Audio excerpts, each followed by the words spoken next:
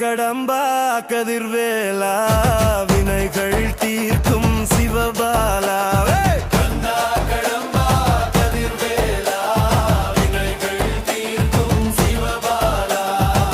கவலைகள் எல்லாம் ஓடிடவே நிம்மதி எங்கும் கூடிடவே பக்தர்கள் உள்ளம் பாடிடவே பழனி முருகா தோன்றிடவே முருகா ஏறுமையில் ஏறி இங்கு வரவேனும் கேட்கும் வரங்களை